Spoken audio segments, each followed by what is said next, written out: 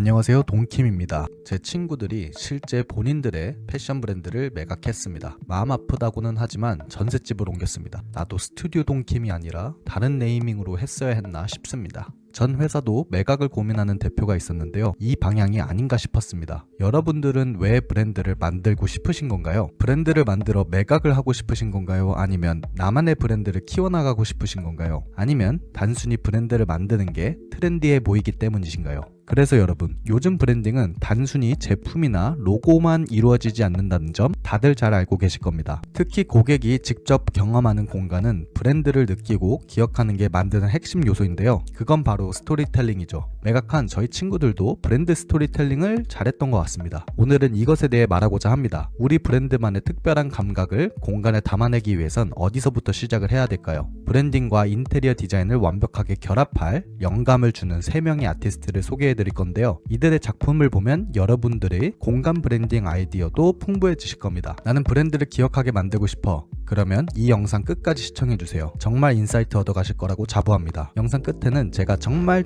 소개시켜드리고 싶은 일본 작가가 있습니다. 이분은 여러분들이 절대 아시는 분이 아니실 겁니다. 그러니 놓치면 정말 후회하실 테니 꼭 확인해주세요. 그래서 그런 건 어떻게 하는 건데, 다 필요 없고 트렌디한 공간과 브랜딩이 바로 필요하신 거면 고정 댓글을 확인해보시고 바로 시작해보겠습니다.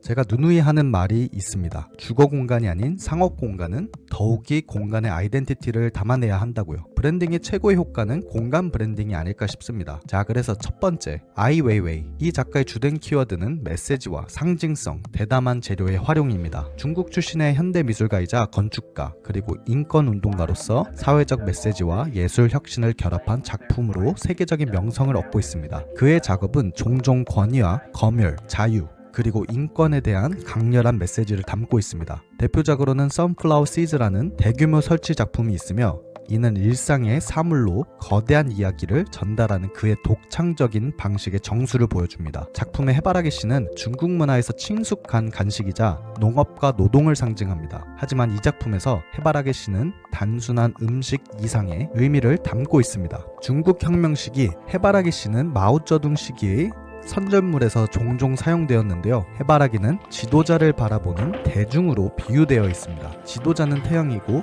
대중은 씨앗이겠죠. 그는 이 상징을 비틀어 개인의 개별성과 대중의 집단성을 동시에 탐구합니다. 브랜딩과 공간에선 그의 작품을 영감받아 단순한 재료나 디테일에 깊은 의미와 스토리를 부여하는 방식으로 독특한 아이덴티티를 창출할 수 있습니다. 왜 브랜딩의 관점의 인사이트가 중요할까요? 바로 상업 공간에서도 브랜드의 가치를 직관적으로 전달할 수 있는 요소를 활용하면 고객과 깊은 감정적 연결을 형성할 수 있기 때문이죠. 아이웨이의 선플라워 시즈처럼 작은 단위의 반복을 통해 거대한 스토리를 전달할 수 있습니다. 이를 상업 공간에서도 오브제로서도 사용을 할 수 있겠지만, 바닥이나 벽면 전체적인 디자인을 만들어내어 브랜드가 말하고 싶은 공간의 철학을 담아낼 수 있겠습니다. 브랜드가 전하려는 메시지를 형상화해보세요. 그렇다면 이런 개념적 접근을 누가 했을까 고민을 해보았을 때 한국의 이강호 작가의 비커 성수점을 예를 들 수 있겠습니다. 이를 조금 더 단순화한다면 한동안 유행이었던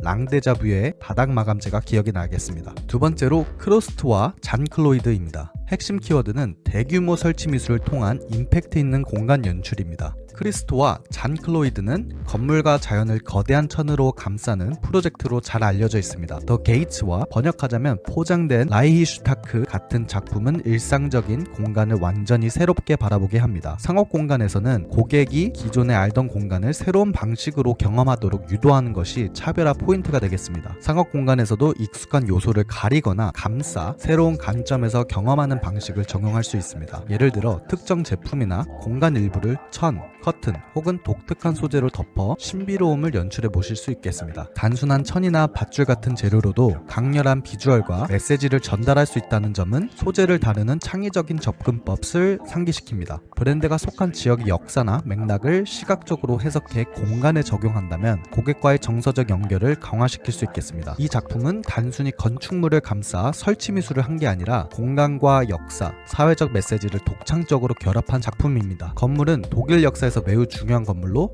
독일 제국의 국회의사당으로 시작하여 나치시대, 냉전, 그리고 통일 독일의 상징적인 장소로 변화했습니다. 물리적으로 포장함으로써 그 형태와 역사적 중요성을 새롭게 조명하고 기존의 맥락에서 벗어나 순수한 미학적 경험을 제공합니다. 예를 들면 이는 카페 테이블이나 벽체를 감싸는 형태로 변형이 될 수도 있겠고, 안드레스 레이싱 헤르라는 작가처럼 변형을 시킬 수도 있겠습니다. 이에 좋은 예시는 리스본에 위치한 카페인데요. 이런 식으로 개념과 디자인을 자신의 언어로서 디벨롭 해보세요. 그리고 마지막으로 제가 정말 소개시켜드리고 싶었던 다이케 밀스의 수장 나카무라 게이스케입니다. 일본의 현대 디자이너로서 전통적인 일본 미학과 현대적인 요소를 결합하여 감각적이고 독창적인 공간을 창조합니다. 핵심 키워드는 와비사비입니다. 이런 것들은 일본 디자이너들이 굉장히 잘하는 것 같습니다. 일본을 대표하는 쿠마겐고 건축가만 보더라도 말이죠. 그는 일본 전통 미학의 핵심인 와비사비를 현대적으로 재해석하는 것으로 보여집니다. 와비사비는 일본의 미적 관념으로 평범하고 불완전한 사물에도 아름다움이 있다는 것을 뜻합니다.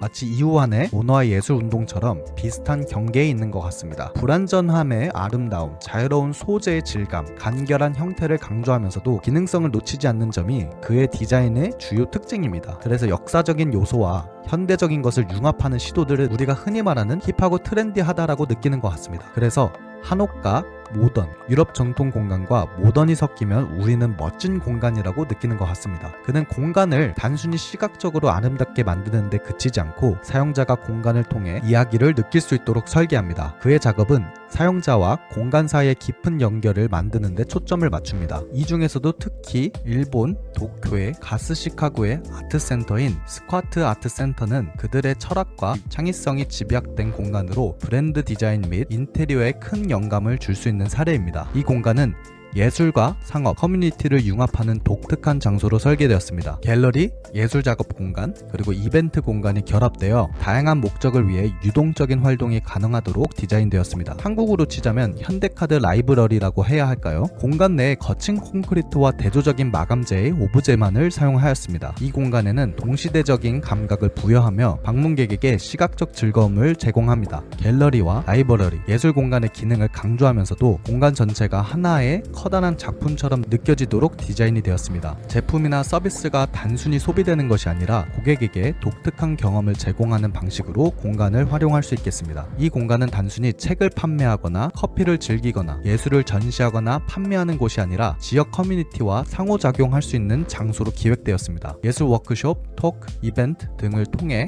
고객과의 연결성을 강화합니다. 브랜드 매장의 지역 문화와 소통하고 커뮤니티의 중심이 될 수 있는 디자인 요소를 포함할 수 있습니다. 이 아트센터 디자인의 핵심 요소는 중립적인 색조를 띠인다는 점인데요. 공간이 지나치게 장식적이지도 않으면서 예술작품이나 이벤트의 포커스를 돋보이게 하는 데 기여합니다. 이 아트센터는 현대 디자인에서 유연성, 소재의 조화, 예술과의 상업의 융합이 어떻게 이루어질 수 있는지 보여주는 훌륭한 사례입니다. 그의 이 프로젝트는 단순히 공간을 넘어서 브랜드가 어떻게 고객과 연결되고 이야기를 전달하며 경험을 제공할 수 있는지에 대해 깊이 있는 영감을 제공합니다. 저에게 도쿄의 최고의 공간은 이곳이라고 말하고 싶습니다. 불완전하지만 디자인으로서 강도가 있다는 점에서 아티스트의 아틀리에는 굉장히 멋지지 않나요? 그 매력은 제대로 정돈되지 않고 혼돈 속에서 살아 숨쉬는 공간이라고 느껴집니다. 리얼리티가 있는 여러 가지 것들이 잡다하게 흩어져 있으면서 어딘가 결정된 세계관이 있는 상태라고 생각합니다. 저는 이런 불완전한 상태를 좋아하는데요. 그래서 유럽의 공간이 더 정겹다고 해야 하나요? 때로는 트렌디해 보이기도 하고요. 반면에 우리나라는 굉장히 정형화되고 간결하고 깔끔한 것들을 추구하는 것 같습니다. 사실 제가 일본에 가서 굉장히 영감을 많이 받아온 곳입니다. 이곳을 정말 설명드리고 싶었는데요. 아트센터도 아트센터이지만 이곳의 카페는 제가 꿈꾸는 카페를 형상화해내고야 말았습니다. 누가 이렇게 하실 분 없나요? 그러면 연락주세요. 제가 싸게 저는 이러한 융합의 힘을 믿습니다. 그래서 석사를 진학할 때 건축 전공을 포기하고 미술 조각으로 전공을 바꿨습니다. 단순한 미적 에스테틱이 아닌 철학과 예술로서의 가치가 융합되는 공간을 만들어가고자 합니다. 카페나 레스토랑의 F&B 공간은 단순히 음식을 즐기러 가는 공간을 넘어선 경험의 장으로서 형성되고 있습니다. 유럽에서는 가끔 바에 들어가 보면 여러 모임들이 활성화되어 특히 트렌디하지 않은 공간에여도 이런 경험의 장으로서 역할이 잘 되어 활용되는 것 같습니다. 그래서 저는 개인적으로 이런 이러한 경험의 장을 만들어주는 역할이 필요하다고 생각이 되는데요. 그 형태가 우리나라에선 F&B 쪽에서 활발하게 이루어지고 있는 것 같습니다. 이런 것들에 대해 한 번이라도 고민을 해보셨다면 공간과 브랜딩이 가진 힘을 알고 계실 거라 믿습니다. 그런 공간 브랜딩이 필요하시면 고정 댓글 확인해주세요. 이처럼 좋은 아티스트와 영감에 대해 더 재밌고 간략하게 알려드리려고 컨텐츠를 제작해 나아갈 예정입니다. 다음 편은 일본 작가편, 건축가편 다양하게 준비하고 있습니다. 구독해주시고 다음 영상 기대해주셔도 좋을 것 같습니다. 부족한 부분이나 피드백 주고 싶으신 부분이 있으면 또는 알고 싶은 예술가나 디자이너가 있다면 댓글로 알려주세요. 피드백을 토대로 더 잘 만들어 보겠습니다. 그럼 이만. 차오.